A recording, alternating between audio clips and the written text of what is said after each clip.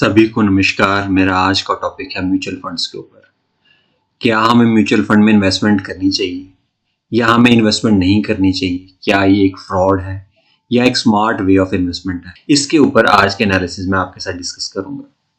So before I start, मैं कोई SEBI registered adviser नहीं हूँ। ये जितना भी कंटेंट आपके साथ शेयर कर रहा हूँ ये सिर्फ और सिर्फ एजुकेशनल पर्पजेस के लिए कर रहा हूँ। कोई भी इन्वेस्टमेंट करने से पहले आप अपने फाइनेंशियल एडवाइजर की हेल्प जरूर लें। सो बिफोर हम डिस्कस करें म्यूचुअल फंड्स के बारे में, सबसे पहले हम ये जानेंगे कि म्यूचुअल फंड्स होते क्या हैं। सो म्यूचुअल फंड कुछ भी नहीं है, एक कॉम्बिनेशन है वेरियस स्टॉक्स का, डेब्ट फंड्स का और गोल्ड एंड सिल्वर का। इन्हीं की रेशियो डिफाइन करती है कि वो कौन किस टाइप का म्यूचुअल फंड है। सो इसकी डिटेल में हम नहीं जाएंगे, बट हमें इतना समझ आएगा कि इन्हीं के कॉम्बिनेशन से हमारे पास कोई ना कोई म्यूचुअल फंड होगा। सबसे बड़ी एडवांटेज जो म्यूचुअल फंड्स में हो ये है कि इसमें डाइवर्सिफिकेशन ऑफ इन्वेस्टमेंट है, यानी कोई भी हमारी मनी किसी एक स्टॉक या किसी एक इंस्ट्रूमेंट में इन्वेस्टेड नहीं है। तो ये सबसे बड़ी एडवांटेज है। बट क्या ये इनफ है? सो आने वाली स्लाइड्स में हम देखेंगे कि और कौन कौन सी चीजें हैं जो हमें जरूरी हैं जब हम एक एलोकेशन करते हैं अपना फंड का।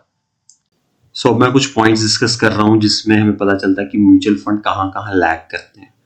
सबसे पहला है कि जो एनएवी है वो कैलकुलेट की जाती है एंड ऑफ द डे, यानी अगर कोई आपके पास अपॉर्चुनिटी आती है कि आपके पास बहुत नीचे लेवल पे मार्केट आ जाती है, आप वहां बाय नहीं कर सकते और आप बहुत ज्यादा एकदम एक दिन में हाई चली जाती है, वहां प्रॉफिट बुक नहीं कर सकते।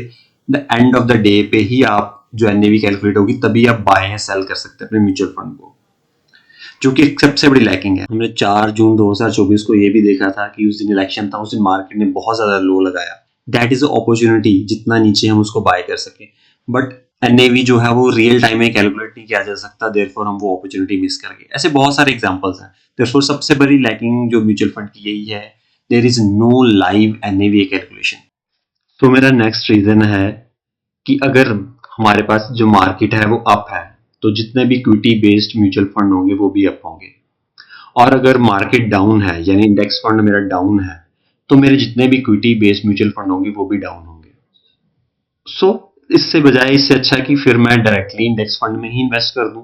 तो मैं क्यों म्यूचुअल फंड में इन्वेस्ट करूं, जबकि अगर मैं म्यूचुअल फंड लेता हूं तो मुझे एग्जिट लोड भी देना है, मुझे एक्सपेंस रेशियो भी देना है। सो एग्जिट लोड वो फीस है जो मैं म्यूचुअल फंड को पे करता हूं जब मैं विद इन 1 ईयर अपने म्यूचुअल फंड को सेल कर देता हूं।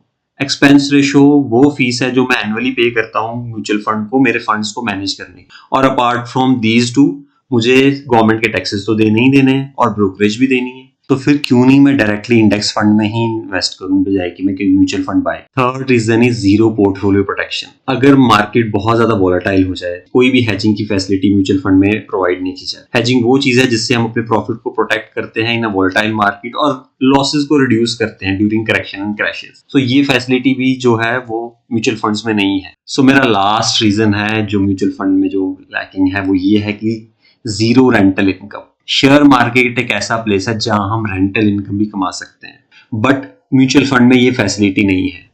बहुत सारी ऐसी टेक्निक्स हैं सच एज कवर्ड कॉल और भी बहुत सारी ऐसी टेक्निक्स है जहां से हम रेंटल इनकम कमा सकते हैं, बट अगर हम म्यूचुअल फंड में इन्वेस्ट करते हैं तो हमें कोई भी रेंटल इनकम नहीं आएगी। मैंने आपके साथ 4 पॉइंट्स डिस्कस किए जिससे कि हमें पता चलता है कि म्यूचुअल फंड में बहुत ज्यादा लैकिंग है। ना तो इसमें रियल टाइम एनएवी कैलकुलेशन है, एक्स्ट्रा चार्जेस हैं in terms of exit load and expense ratio, कोई हेजिंग फैसिलिटी नहीं है और जीरो रेंटल इनकम है हमारे पास म्यूचुअल फंड में।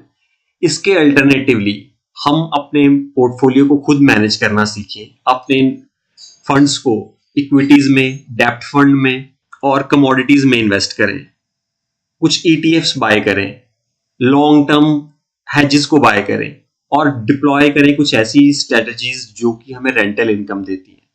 विद दिस मैं ये कंक्लूड करता हूं कि mutual fund is only for beginners